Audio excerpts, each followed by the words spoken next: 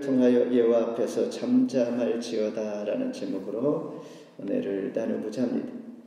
하나님은 우상 숭배와 거짓과 포악을 일삼았던 이스라엘 백성들을 향하여 스바냐 선지자를 통하여 멸망을 선포하게 됩니다. 스바냐라는 뜻은 하나님께서 감추셨다라는 이름입니다.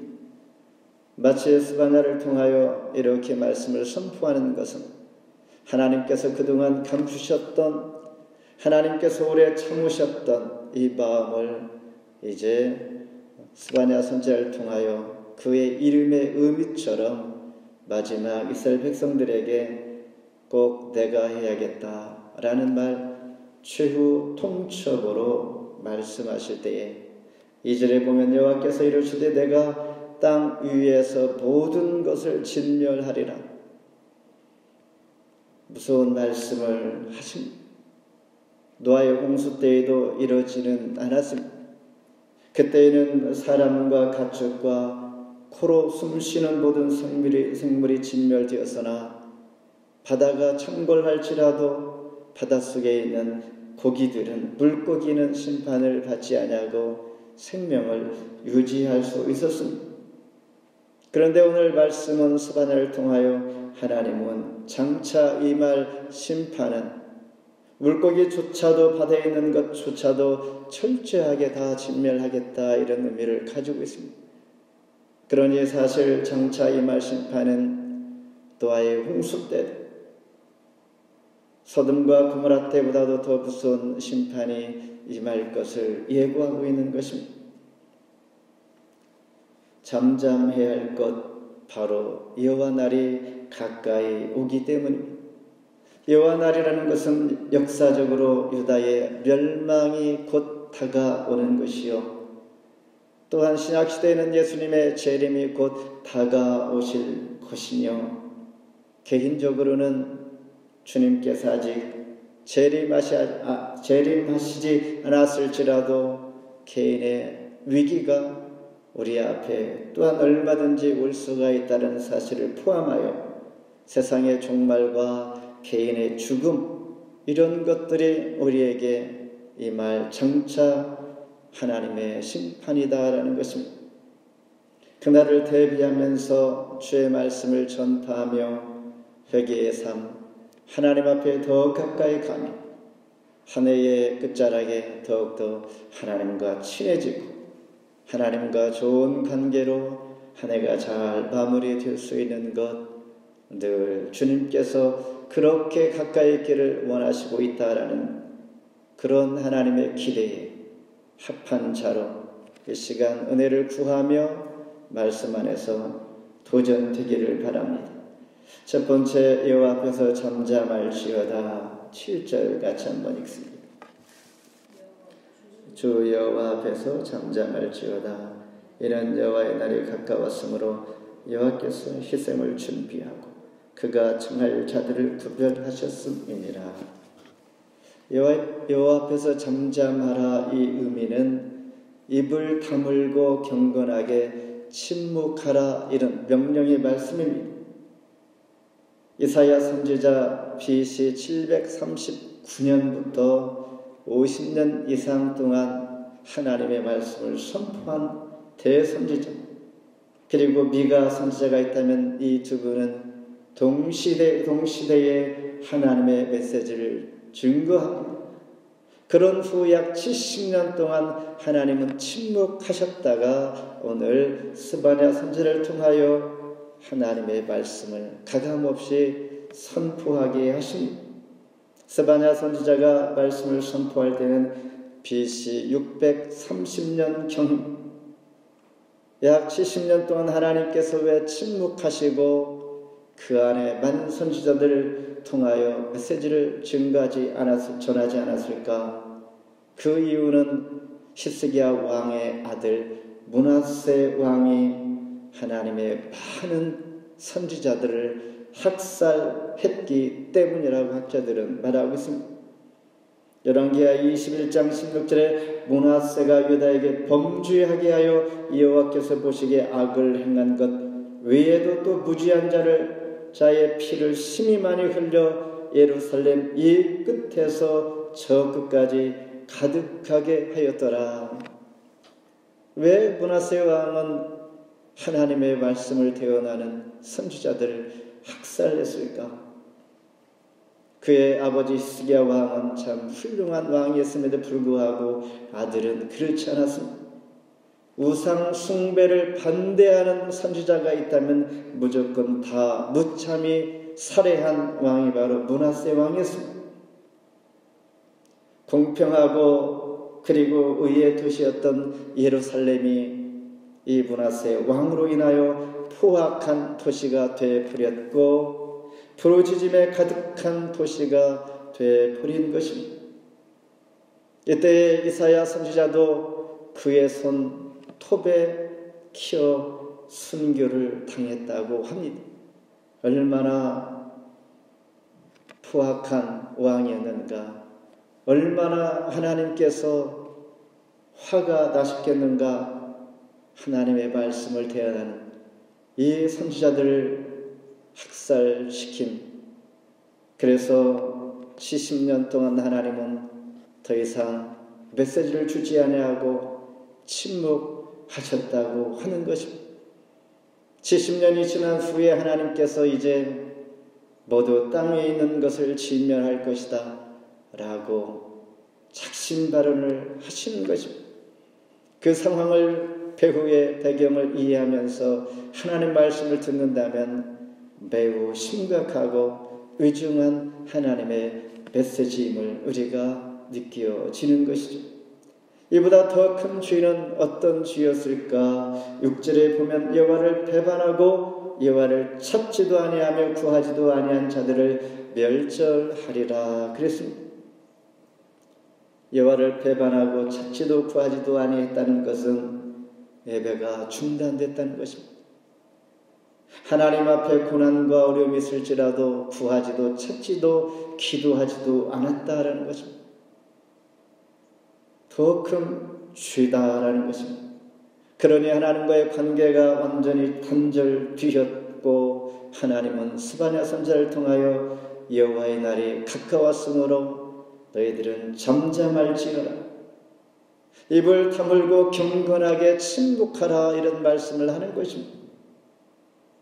큰 비전과 소망을 가지고 잠잠하라 말씀하신다면 기대감에 차서 경건하게 하나님을 바라보겠지만은 여기서 잠잠하라 말씀하면 입을 다물고 더 이상 할 말이 할 소리가 너희가 없으니 나의 진멸 심판만 기다리라, 이런 뜻입니다. 그런 이스라엘 백성들은 축복의 본보기가 되어야 할진데 그들은 저주의 본보기가 되고 말았습니다. 이러니 택하심을 받은 것도 감사하고 중요하지만 더 중요한 것은 부르심에 합당한 삶을 사는 것입니다. 오늘 우리가 그리스도인이 됐다는 것 감사하지만 더 중요한 것은 그리스도인답게 사는 것입니다. 하나님께서 한 해를 주셨지만 주신 시간과 환경 모든 걸 주신 것 감사하지만 주신 것에 대해서 감사하고 합당한 삶을 정말 내가 살고 있는가, 내가 정말 이렇게 살아도 되는가라는 것을 돌아보면서 한 해가 잘 마감이 되어야 할 줄 압니다. 이러한 생각과 하나님을 향한 우리의 갈망이 더 중요하다, 이런 마음으로 여호와 앞에 잠잠하라. 두 번째는 여호와의 희생을 준비하라. 7절 같은 구절이죠. 여호와께서 희생을 준비하고 그가 청할 자들을 구별하셨음이니라. 이 말씀, 이 구절이 쉽게 금방 이해가 되지 않습니다.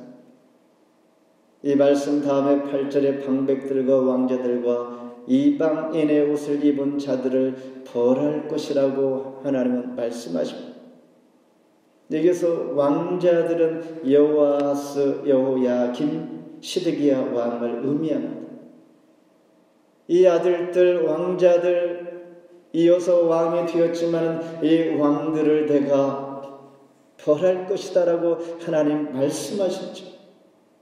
시드기야 왕을 통하여 남유다는 한 나라의 하나님 택한 백성들의 나라에 막을 내리고 말았지.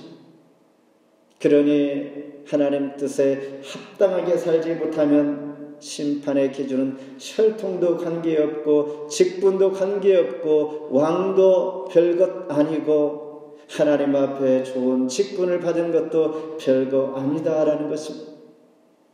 그 직분에 나에게 주신 하나님께서 주신 환경과 감사하면서 합당하게 걸맞게 살아가는 것이 너무 중요하다는 것입니다. 그래서 세례 요한은 세례 받으러 오는 무리들을 향하여 누가복음 3장 7-9절에 이렇게 말합니다. 요한이 세례 받으러 나오는 무리들을 향하여 독사의 자식들아 누가 너에게 일러 장차 올 진노를 피하라 하더니 그러므로 회개에 합당한 열매를 맺으라.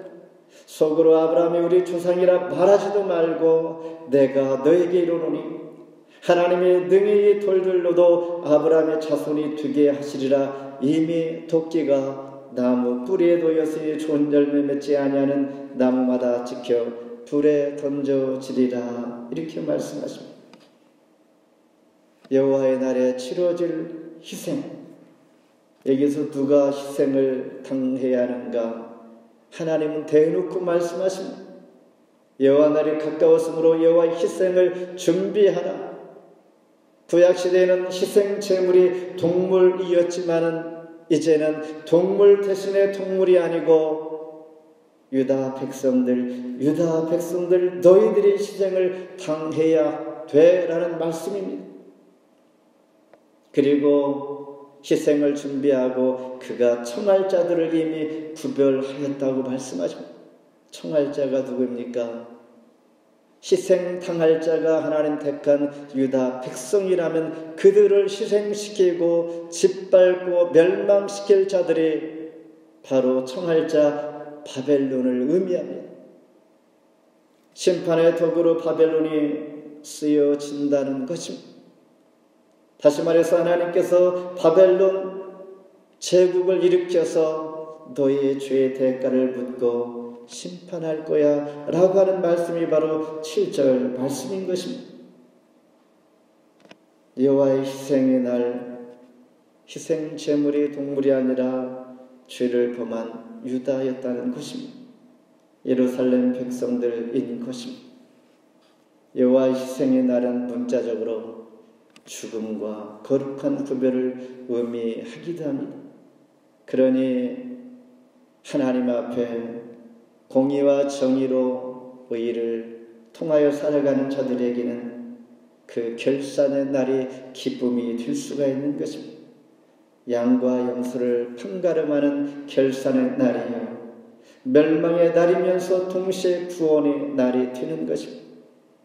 이때는 모래 위에 지은 집과 반석 위에 지은 집이 확연하게 구분이 되는 것입니다. 이때는 알곡과 죽정이가 잘 구분이 되는 것입니다. 이때는 양과 염소를 잘 판가름하는 이때이므로 하나님께서 우리를 향하여 주시는 초대는 무엇인가?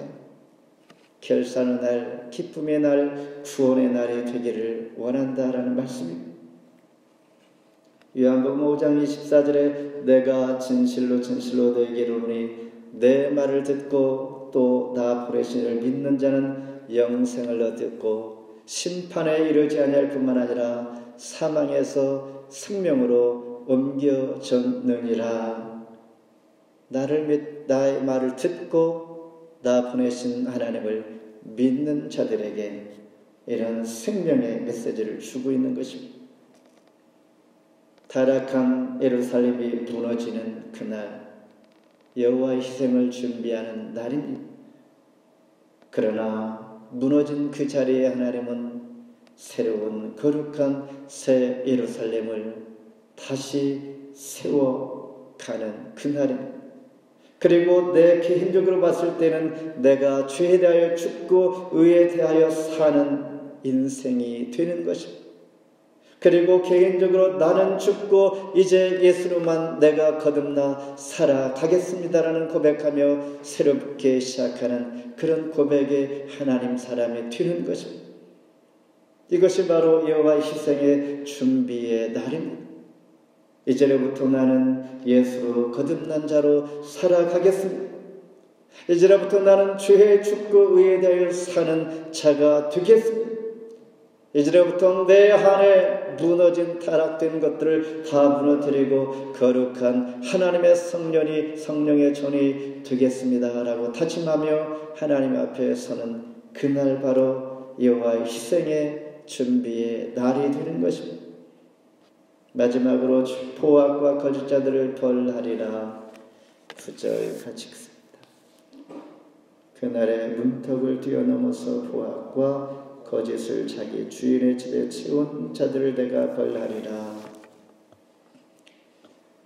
실제로 하나님께서 벌하리라 말씀하신 것은 역사적으로 요시야 왕이 죽은 지 30년도 채 되지 않아서 남유다는 바벨론에 의해서 무참하게 무너지고 맙니다. 지금 스바냐 선지자가 말씀을 외칠 때는 요시야 왕 때였습니다. 남유다의 16대 왕이었습니다. 예루살렘이 무너지는 그날 그들은 성전과 성전 안에서 법궤가 나를 지켜줄 줄 그들은 착각했던 것입니다. 여전히 예루살렘 성전이 있고 성전 안에 하나님의 임재함의 상징인 법궤가 있으니 절대 무너지지 아니할 거야. 우리를 지켜주실 줄 나는 믿어라고 했던 그들. 그런데 그들의 삶은 어땠는가? 하나님을 거역하고 회개를 거북하고 우상 숭배하는 그들에게 있어서 하나님은 결코 그들과 함께하지 아니했고 그들은 거짓 신앙의 결과가 어떤 것인지를 처절하게 경험하게 됩니다. 그래서 포악과 거짓자들은 어떤 자들인가? 지금 9절에서 주인의 집에 채운 자들이다. 주인들은 어떤 자들인가? 8절에 방백들, 왕자들, 이방의 의복을 입은 자들. 그러니까 자기 주인을 위하여 약탈을 하여서 주인의 집에 채우는 자들을 하나님은 또한 벌할 것이다 라고 말씀하고 있습니다. 주인의 비위를 맞추기 위하여 약탈을 일삼는 자들, 그리고 주인에게 잘 보이기 위해서 주인의 집에 약탈한 것을 다 채워 넣는 이들을 하나님 징벌하겠다고 말씀하며 예수님은 제자들에게 불의한 청직이라고 이렇게 표현합니다. 누가복음 3장 12, 16, 14절에 세리들도 세례를 받고자 하여 와서 이르되 선생이여 우리는 무엇을 하리까? 부가된 것 외에는 거두지 말라 하고 군인들도 물어 이르되 우리는 무엇을 하리까? 강탈하지 말며 거짓으로 고발하지 말고 받는 급료를 족한 줄로 알라. 자기 행위들이 악하면서 주여 무엇을 하리까? 어처구니 없는 표현과 그 삶을 바라보면서 주님께서 이들이 바로 불의한 청직이야 라고 말씀하고 있는 것입니다. 쉽게 얘기해서 사명을 망각한 제사장과 레위인들을 빗대어 말씀하고 있는 것입니다. 하나님의 뜻대로 산다고 하면서 사실은 세상 방식대로 살아가는 자들인 것이죠. 예수님께서는 6월절 예루살렘에 입성하셔서 마태복음 21장 12, 13절에 성전 안에서 매매하는 모든 사람들을 내쫓으시고 내 집은 기도하는 집이라. 일컬음을 받으리라 하여 끈을 더이는 강도의 소굴을 만들었도다. 성전이 아닐지라도 우리 마음 가운데 이렇게 하나님께서 기뻐하시는 성령의 전 집이 아니라면 내 안에 있는 내 집은 기도하는 집이요 하나님께서 기뻐하시고 또한 주님께서 예루살렘에 입성하여 기뻐했던 할 만한 그런 마음으로 내 마음을 나의 성령의 전을 만들어 가는 것입니다. 오직 그리스도 안에서 새롭게 창조된 것들만이 살아남게 된다는 것, 내 생각도 그리스도 안에서, 나의 하는 일도 기도 제목과 내가 하는 모든 과합과 하는 일 위에 주님께서 나에게 은혜를 베푸셔서 하나님 앞에 기도함으로 이루어진 것만이 오랜 동안 남게 되는 것입니다. 내 생각과 내 주장과 내 욕심대로 한 것들은 그냥 어느 때가 되면 사라지게 될 것이니, 기도 응답이 되지 아니할지라도, 내 뜻대로 되지 아니할지라도, 내 맘에 들지 아니할지라도 하나님 앞에 기도하면서 한 발 한 발 이루어가는, 하나님께서 기도한 것 응답으로 하나님 앞에 구한 것이라면 그것이 어려움이 있을지라도, 잠시 휘청거릴지라도 견고하게 서혹한다는 것입니다. 말씀을 맺습니다. 그렇다면 스바냐 전체의 말씀은 어떠한가? 1장에서는, 오늘 본문 포함한 1장에서는 유다에 내릴 진노의 경고를 이렇게 강하게 외쳤습니다. 그리고 2장에서는 이방 나라에 대한 심판을 예고합니다. 그러니 바벨론도 예외가 되지 아니할 것입니다. 그냥 하나님께서 택한 백성을 심판하게 하여 바벨론을 들어 도구로 썼을 뿐입니다. 3장에서는 어떠한가? 마지막 3장에서는 예루살렘에 대한 재앙을 알리고 예고하고, 그리고 플러스 다가오는 구원을 선포합니다. 우리의 관심은 자신을 돌아보면서 그럴지라도 하나님께서 보여주시는 저 멀리 희망의 빛을 보여주면서 그 빛을 바라보면서 해방의 기쁨으로 우리를 격려해 주고 있습니다. 공의와 정의를 실천하는 자들에게는 하나님은 여호와 나라의 기쁨을 이기지 못하게 하십니다. 3장 17절에 보니 너는 하나님 여호와가 너의 가운데 계시니 그의 구원을 베푸실 전능자이시라. 그가 너로 말미암아 기쁨을 이기지 못하시며 너를 잠잠히 사랑하시며 즐거이 부르며 기뻐하리라 하리라 말씀하고 있습니다. 나는 바른 신앙, 바른 믿음으로 하나님 앞에 서 있는가? 하나님 앞에 다시 한번 늘 확인하는 이러한 계절 필요하다 생각이 되면서, 하나님은 그런 자들을 찾고 그리고 겸손으로 공의와 정의를 실천한 자들에게는 하나님의 큰 기쁨이 되는 것입니다. 종말을 대비하는 믿음의 자세, 지금까지 들은 말씀을 생각하면 매우 복잡하고 어렵고 도대체 어떻게 해야 할까? 이 많은 상황들을 내 지혜로 내 능력으로 불가능한데 하나님은 과연 어디까지 나를 원하실까라고 우리는 스스로가 낙담하고 또한 실망할 수도 있으나, 하나님은 의로 단순하고 명료한 말씀을 종말을 대비하는 자들에게 이렇게 말씀해 주십니다. 누가복음 21장 36절에 장차 올 모든 일을 등이 피하고 인자 앞에 서도록 항상 기도하며 깨어 있으라. 매우 쉽습니다. 이 말씀이 종말을 대비하는 믿음의 자세, 오늘 모든 말씀을 대신하여 이렇게 인자 앞에 서도록, 하나님 부르실 때 하나님 앞에 내가 설 수 있도록 하나님 기도합니다. 하나님 깨어 있기를 바랍니다. 그래야 할 때 하나님의 기쁨이 될 줄 믿습니다. 기도하겠습니다. 하나님 감사합니다.